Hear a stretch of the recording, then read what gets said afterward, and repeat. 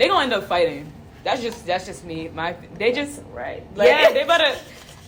It's just like we're waiting for it to happen. Hey everyone, welcome back to another episode of Director's Day Off. Today I'm so excited for the guest we have here. I want her to introduce herself.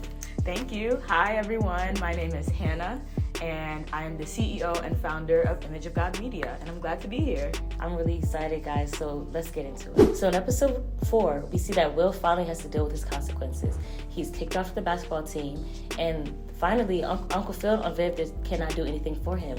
And on top of that, Carlton finally has this mental breakdown that we always knew he was going to have. Mm-hmm. He breaks down, and Lisa actually tries to stop him, but Drew kind of pushed him over with that whole comment he made about him. He used this opportunity to kind of get the Founders Awards, but no one really listening to him. And the only way he was going to get them to listen to him was by finally telling them what is going on with him. Ashley decides that she's giving up on all social causes because she sees that what's the point if everyone's just going to have to deal with all these consequences and nothing's going to change. We see that Hillary decides to make a very, very sudden change for her boyfriend Jazz. She decides to go in as a Muslim woman and just kind of like the Wikipedia from Muslim history, and kind of turns off her parents, his parents, should I say. And finally, we see that Will joins the AAU. He finally becomes accepted with Uncle Phil with pursuing that, and so they have like a discussion, and then they settle, okay, Will is gonna follow that path, because I think he is still suspended from school, and then it kind of like ends there. So yeah, that was episode 4. Okay, so my first question to you is, what are your thoughts on Yasmin? Okay,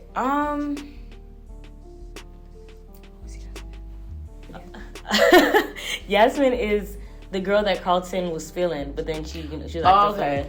Oh, yeah. Okay. So I honestly don't know how I feel about her after this episode. I think like I was for her and I was rooting for her because she seemed like someone that was nice and had good intentions. But I think after seeing her reaction to Carlton's panic attack and just the things that he was going through and how like she didn't really give him a chance to express himself or talk, I'm just like, okay, so how really into Carlton was she? You know, was it kind of like, okay, she's also using him to further, you know, what she's doing with the BSU and her agenda, or does she actually care about him as a person and all that he's going through? And so I kind of find she's a little, I don't want to, you know, give too much judgment, because then I do understand like kind of receiving that news like, oh, you actually did the rioting, well, not the rioting, but the protesting for, you know, to try to gain what you can, and seeing that like all the evidence was pointing against him, I can understand how she feels. But I think at the same time, if that's truly your friend and someone that you care about, you know, giving him the opportunity to explain himself and to communicate that. So yeah, I think with her particularly, I don't know how I feel about her. Yeah, it's gonna be interesting to see how and if they do have a conversation in the later episodes as the season progresses. But as far as now, I'm just like, I don't know. It's kind of like up in the air. But yeah, she started out good and then kind of went downhill, for me at least. But yeah, hopefully there's hope for her character. So you see her like as an opportunist? Yeah, even though like that's not the intention, or that's not even the perception I had of her in the beginning. I really thought like her intentions were good. But yeah, after her reaction towards Carlton and just giving him the side eye, the cold shoulder, side eye, I'm just like, yeah, really? You know, you're not even gonna give him a chance to explain himself. And even he kind of did in a way when he exploded at the bowling alley, because you know, he was just a lot of pressure, and even Drew like taunting him and things like that. Like he kind of, you know, gave the reasoning as to why he didn't give his speech. But I think even after that, it's like, it shouldn't have gotten to that point. I think they should have had a conversation, especially since they were going so well together and getting close. So yeah, I didn't even think about it like that. I just thought like she's only human. Like of course she's gonna assume like, oh, you were using BSU because he just got there. Yeah, you know what I'm saying? So like that's what I didn't think. Oh, like she's using him, but that's a good point. And I mean, speaking of relationships, what do you think about like Jazz not wanting? It's like he was acting funny. Yeah. But he was like, okay, my parents are coming. Like, so you don't meet him. Like, okay, like what were your thoughts? So with that, right? I think that first of all, their relationship as a whole, I feel like in a lot of ways, it was sort of moving too fast, and like they weren't having important conversations along the way. Like even about, okay, so I think in earlier episodes they were like, should we go public? Should we keep it on the DL? And like those are just conversations you just have to have, especially when it comes to, you know, meeting the parents. I think that's not something you just jump into or feel pressure to do. I think like if Hillary if she would have peeped that he felt uncomfortable, you know, with trying to meet his parents, especially even when it wasn't really planned and talked about, I think that's where his anxiety and he was a little hesitant, because it's like, that's something you talk about and you don't just jump into. So yeah, I'm just like, I can't really blame him, but yeah, I don't know. What are your thoughts though? I think that Hillary's emotionally immature herself. Talking about some other guys that are emotionally unavailable. It's not like she's emotionally unavailable, but I think that she sees this like as like the picture of what a relationship is to her, and she's forgetting she's dealing with a person. You know what I'm saying? Because it's like, okay, if he was uncomfortable, like two things. If he was uncomfortable to show, like let you meet the parents, why'd you force yourself onto that? Like, why would you want to do that? And two, what was I gonna say? I'm over here agreeing, like, period.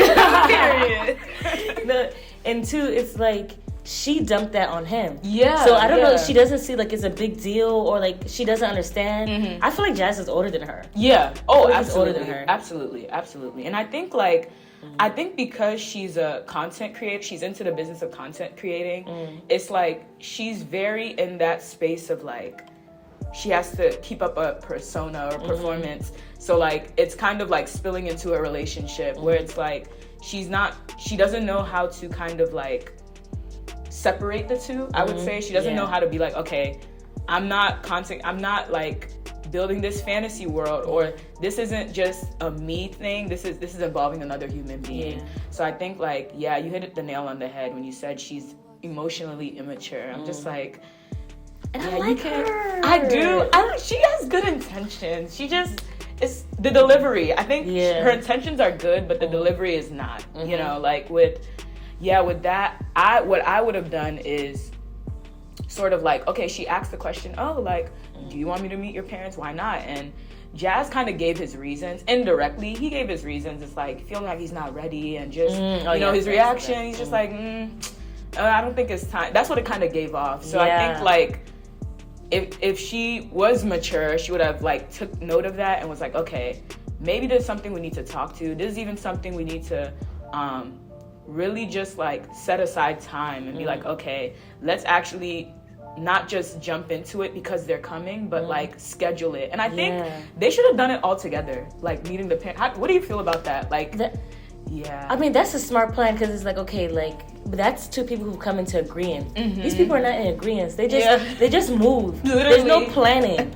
They just do stuff. And I feel like Jazz clearly likes Hillary more than Hillary likes him. So like he's easily persuaded by her, because it's like he was talking about to her like, oh, you need to stay 10 toes down with Ivy. But when it comes to Hillary, he fumbles every time. He folds every single time, because it's like those are your parents, and you don't just want to bring people who are going to come and go. Not that he thinks that Hillary's going to come and go. I don't understand why he wasn't ready, because he was so pressed for her.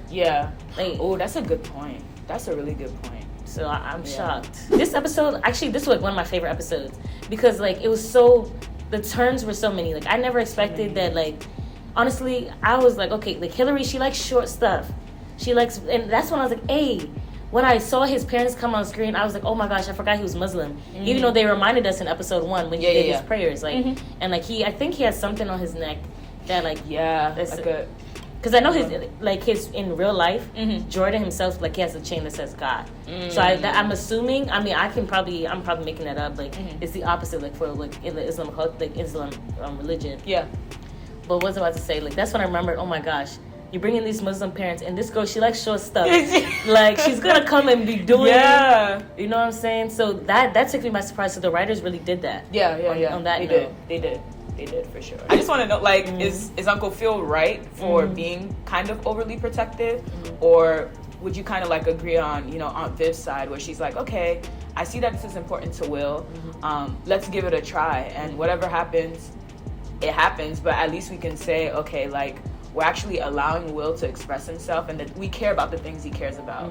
I don't think he's wrong because I think that Will is not a guided person. Yeah. I feel like if he was like at a point in his life that he was a little bit more mature, it'll be fine. I think, honestly, it was Viv who was wrong. Okay, yeah. I agree. I don't think like her wanting to take interest in Will's stuff is wrong. Yeah. No, like I love that. Like I love that he has a supporter. But I think that was definitely a conversation that they should have had together. Yeah. But Phil would not have had that conversation with her.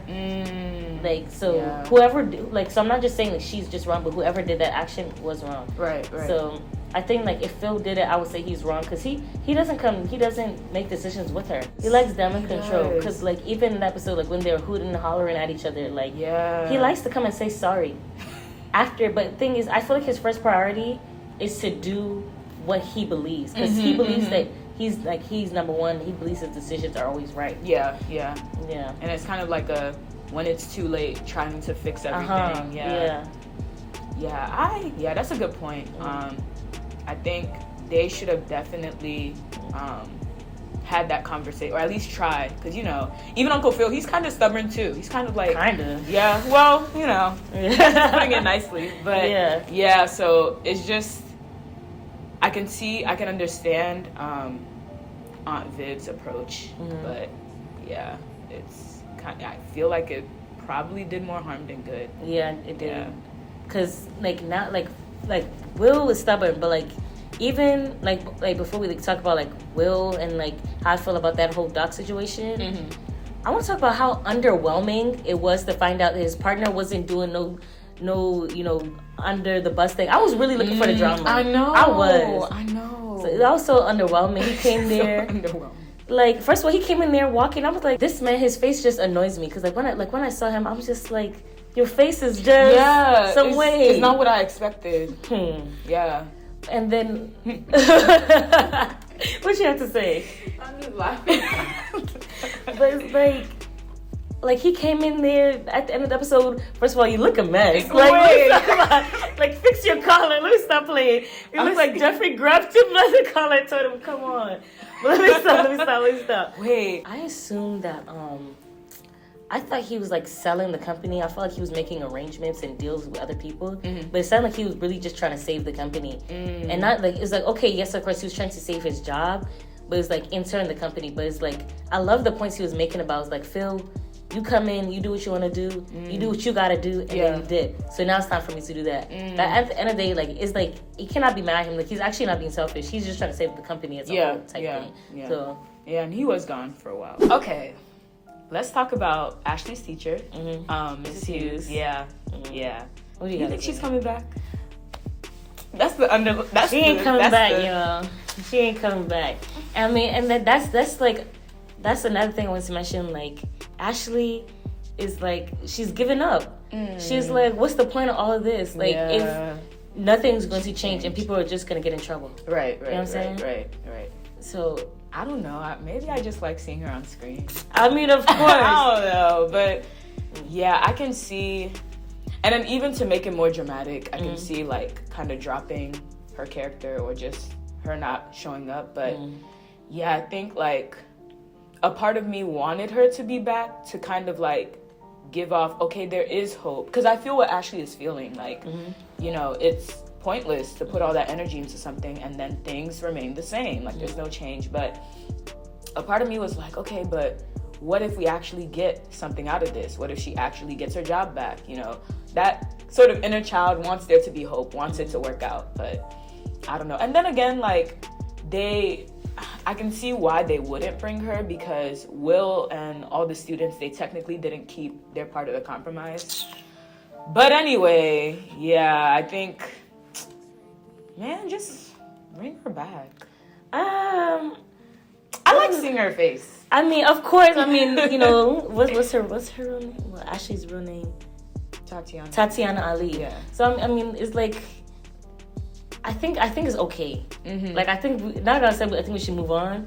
But I think that, like, not that, like, because that that sounds like, oh, just get rid of her. But I'm just like, but I feel like I want to get to know Ashley a little bit more outside of her classroom and her teacher. You know what I'm saying? Like, I want to know more about these characters. We got 6 more episodes to go. Yeah. So I'm like, how much can we touch on? Like, cause, I mean, this year it's just been like, it's like Ashley's theme this year is Black causes. Yeah. You know what I'm saying? Yeah. But I wanted to ask you, like, tell you, like, I think that Will, he's entering into dog behavior. And I'm saying this because I'm saying this because, like, you said you don't want to be with Lisa, right?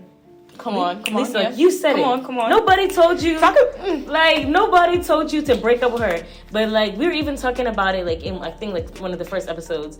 Is, like, it was too hard for him. He doesn't like doing what is hard. Yeah. And, like he just, I don't know, he likes trouble. He likes violence. Like how Carson says, like, you were so pressed just to be like messing with authority. Yeah. That was your aim. You know what I'm saying? Yeah. But coming back to it, it's like nobody forced you. I mean, then again, Doc is plotting on him with the whole, like, as we saw at the end of the episode, like, of course, like how we talked about in like a couple weeks ago, that he's using Jackie as, carrot to get like bait to bait lure him exactly in, yeah. to lure him in. But I'm just like, I feel like she's catching feelings for Will. I think she actually likes Will because you saw that face she made. She was like, yeah, she didn't want. Yeah, she doesn't want to plot on him. She thinks, oh, this is a good guy. Yeah, he hasn't done anything. So it's like, dang. I'm saying he's a dog because, like, why are you so quick to be jumping into something else with a new girl? And then he'll also be flirting with Lisa at the same time. Like, give her space. Give her space to explore. But yes, I agree. I think, like, yeah, Will he just needs to grow up. Let's talk, He's like 17. Like, I know, but I all mean, of this, he's doing all of this while he's 17. I thought this boy was 18 or Yeah. 20 at least. yeah. no, he's a small boy. He's a small boy. Ah, But he's about to be an adult. anyway, he's over there in Lisa's face, jealous about Drew. First of all, Drew, That's what I'm saying. he gets. Drew's fine. I wouldn't say that. Without, like, if he had hair. Okay, yeah, if he had hair, no. Jordan, it's Jordan for me. It's Jazz for me. But anyway, yeah. Drew is. But let's move on. Let's move on. I feel like I'm on the Bernie Mac show. Well, okay, so, like, he's all up in Lisa's face. Like trying to, like, push up on her. I don't even know what he's trying to. Yeah, but he's like territorial. He just wants her to have her. Literally. You know what I'm saying? He doesn't want. He doesn't want to be Together, but he doesn't want to let her go. Yeah. And it's like, first of all, dating your cousin's ex is crazy. That is wild. It's already a wild thing to do, but they. I mean, the difference is, like, yes, they're blood, but they also didn't have their own relationship. So I mean, it was. I won't say it was messy of her, but, like, when you're, like, talking to someone about, like, the shows, like, that does sound messy. But Lisa's not a messy girl. She just did a messy thing. So she's not a messy girl, but she just yeah. But I mean, I guess going back to, like, the whole Jackie thing, do you feel like she's gonna end up breaking Will's heart, or? Yeah, because that's a good point you brought up. Like, she doesn't. Like, you feel like, and I also feel like, I can see it too. I feel like she's feeling him, but then, like, her uncle, it's like, okay, we gotta stay focused. This is the plan. This is what we're trying to do. Do you think, like, how do you think that's gonna play out? I think that she's gonna do right by her uncle, and then I think that's what she's going to do, but it's going to hurt her to do it. Okay. Cause I'm thinking, I'm like, it will be too enjoyable as a viewer. Like, thinking as a writer, the audience would want her to stick by Will. Yeah. Granted, that could happen, but I'm just thinking, like, what, in writing, you want to think about what is the audience not going to want to see to make them continue? Because if everything is going well, it's like they're gonna drop out. Exactly, it's like people's gonna be like, okay, like, it was going my way. But even me, sometimes if I don't like what they're doing, sometimes I drop out. Yeah. But this kind, like, literally, I'm like, I don't know what they're doing. I don't like it. It could go both ways. Yeah, but more times than less, you want to do what they won't like. So I think she's gonna do right by her uncle. But okay, how do you think it's gonna look like if she's gonna go with Will? Like, how do you think that's gonna play out? It could. I don't even know if it would like become a serious relationship, but I feel like because Will is just he's still stuck on Lisa. That's why I'm like, okay. On one hand, yes, it could. Oh, yeah. Did I say that? It's like, no. Go ahead. It's like, yeah, I would want them to be in a committed relationship, but if only Will could just forget about Lisa. Like Lisa has moved on, and it's clear that she's moved on. You know, so I think if she decides to stick by him, Will's gonna kind of find himself at a crossroad because it's like, okay. Basically committed relationship, or I remain single but I'm playing around, like I'm not taking anything serious. So yeah, but I'm rooting for them. I like them when they're not being messy, you know. I like them, but yeah, it's gonna be interesting for sure. Okay, I do want to bring up the whole Hillary thing, but I want to talk about like who do you think is the best fit for Will in terms of relationships, because he's a busy guy. he gets around. Okay? Yeah. But yeah, I kind of want to hear from you first, and then I'll give my 2 cents. Your 2 cents. Yeah. You better have $1 worth of stuff. Okay, I don't think that either are a good fit. But I feel like that's the expected answer. Like how we were saying, like Lisa and Will are from different worlds, but I think that I think he has charm. Yeah. He has swag. You know what I'm saying? He has swag. Yeah. So that's what it's not surprising he can get what he wants. I think it's easy for him to get what he wants. Like, He got it like that, in my opinion. But like the way he talks, like I think it does hit, you know, his age group dems. I think like he knows how to get him. Okay. But and I think Jackie, I say she's not because she's deceptive. Yeah. You know, but like maybe her characteristics, they might be able to fit, but I'm gonna let you go ahead. Yeah. So I'm gonna disagree a little bit. I'm rooting for Jackie and Will. I'm rooting for them. I am. Just because, yes, like her approach towards Will is very, very like deceptive, like you said. It's very iffy. It's a little off. It's like, okay, we don't really know if she's feeling him or she's doing it because she has to, because she's being told to.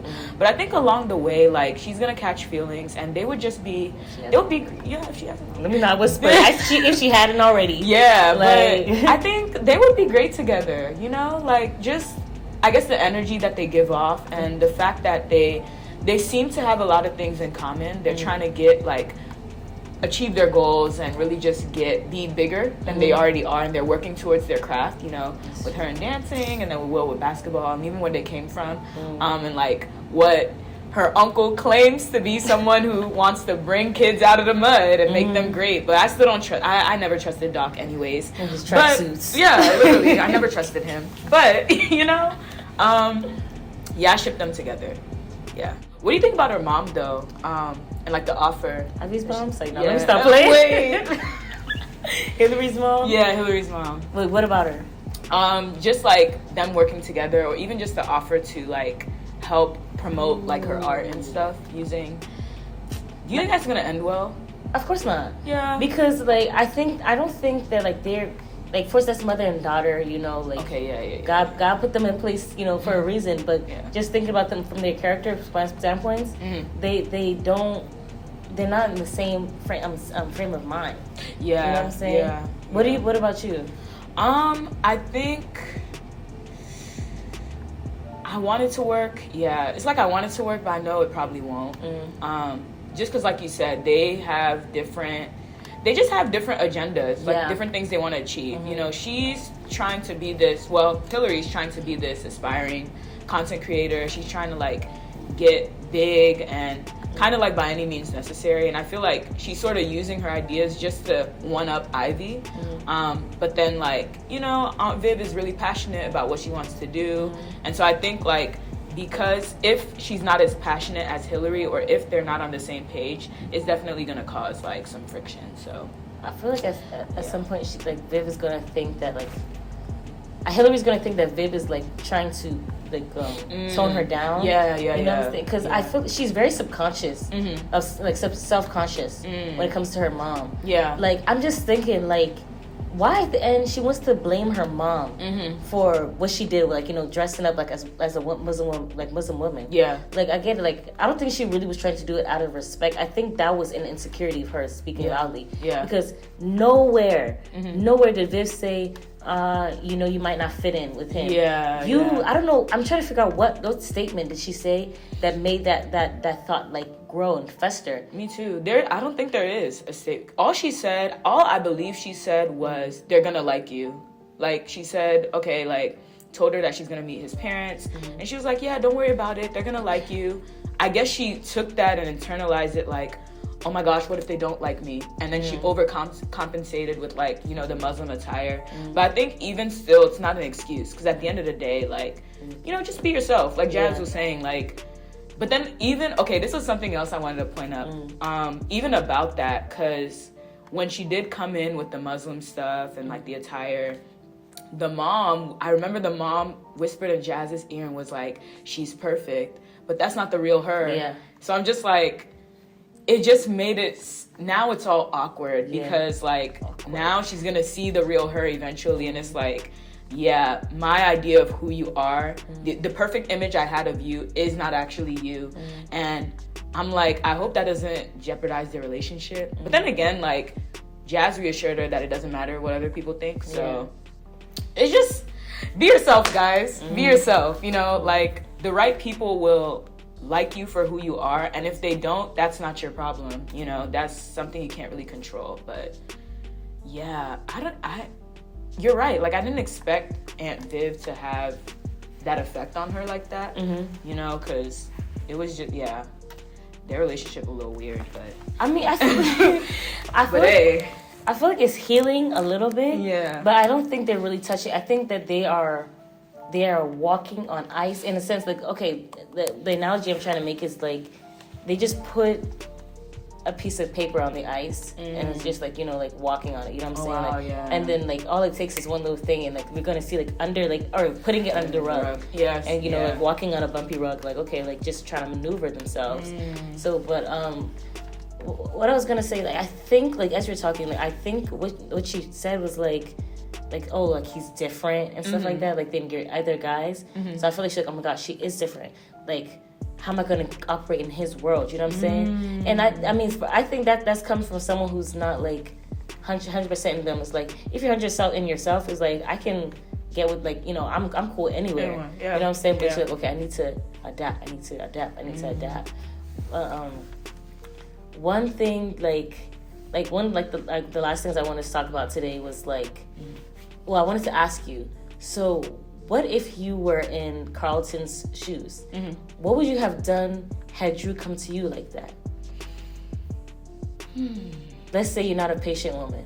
Actually, no, you as yourself, what would you have done? As myself? He pushed you to the edge. It probably would have ended up being a shouting match. I don't think I would have took it to the level of, like, physically beating him. Though it would be very, very, very tempting to do so, but... Yeah, it would have become a shouting match because, again, like, Drew doesn't, putting myself in Carlton's shoes, you don't know me. Like, you don't know why I did what I did. And it's like I don't owe you an explanation, but then in that moment I kind of do so that you can get to understand me. But I think, it would have definitely needed, like, some confrontation on my part to be like, look, like, you can't keep thinking what you're thinking of me, and even you're ruining my reputation that way, because now you're even telling people and it's out there, but it's like you're making it worse. Like, my voice isn't being heard, what I'm experiencing isn't, you know, being considered. So I think, like, I definitely don't blame Carlton. Not saying he's right, but I don't blame him for how he reacted. I would have got angry as well, because it's just something you're dealing with, and, you know, you're trying to cope with it, but then someone kind of like points it out, but they don't even know the reason why. They don't know why you didn't do what was expected of you. It is a lot of pressure, you know. It's a lot of pressure, especially when you're already dealing with anxiety. So I would have done the same. I feel really bad for him because, like, as a man, and then you have Lisa always coming to his rescue. Yeah. And even like Lisa, I just feel like she's like literally, I don't want to say it crushed him, but it's like you know when you do a trust fall? She's always the one there to catch him. I mean, they're friends. You know what I'm saying? Like, let's say they are friends. Why they were dating, we don't really know. I want to know how that relationship was working. Like, anyway. Because,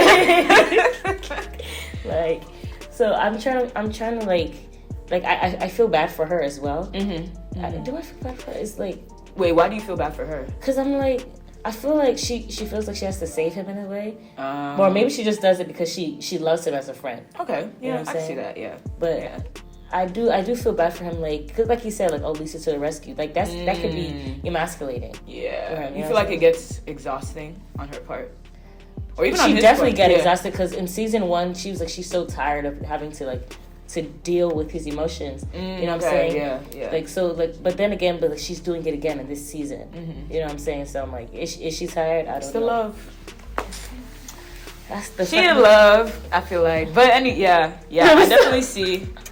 definitely see that for sure. And I see like where Carlton's frustrations come from too, because you just holding it in for so long, and then it just comes out, you know. So in season 2, episode 4, we see that like things are starting to change. The ball's starting to roll in a different direction. We see that Hillary is now looking like she's more pressed about Jazz.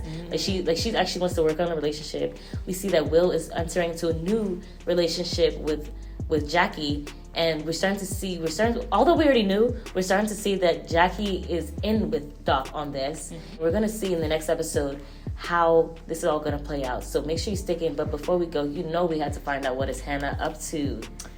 I'm up to a lot of things, but I would say as of recent, I'm working on a worship series that I'm recording. It's called Valley of Baraka, and essentially it's just people in the DMV area who sing, who worship, are worshipers, and just capturing them doing that. And then just putting out that content. So you can check it out on my Instagram, which is at Image of God Media, also on YouTube, also on TikTok, and Vimeo, and my website, imageofgodmedia.com. Yeah. I mean, obviously, you know that everyone on this show is amazing. Y'all, you really, really have to go check her out. First of all, she has a short film. I don't know why she's not even talking about that. She has short film. You're right. Please tell us about the short film. What was it all about in the process of filming that? Sure. So the short film was called The Domino Effect. It was released August last year. And it's essentially about how our words have power. The Bible talks about how there's power, the power of life and death is in the tongue. And so essentially what I wanted to portray is just really seeing the manifestation of the power of the tongue, whether it's good or whether it's bad, and seeing how it relates to our own personal lives. Because we're real people who have had things said to us, done to us, and though we're experiencing it, it would be much more impactful to see it being put on screen and seeing how like different characters navigate what was said to them and just how impactful words are. And that process, it was long, but it was rewarding. We started production last year in April. We continued through May and June, and then we released it in August, had a premiere and everything. And so I just my goals is to really put out at least one film each year.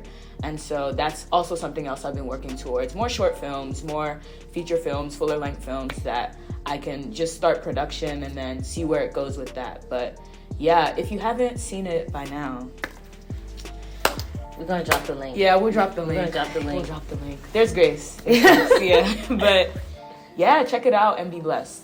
Okay. Hannah, let me tell you, that film was so powerful, so moving. Hannah is a minister. She's using film as a ministry. Amen. Go and watch it and let your life be transformed. Amen. Yes. Thank you guys so much for watching. See you next week. See you.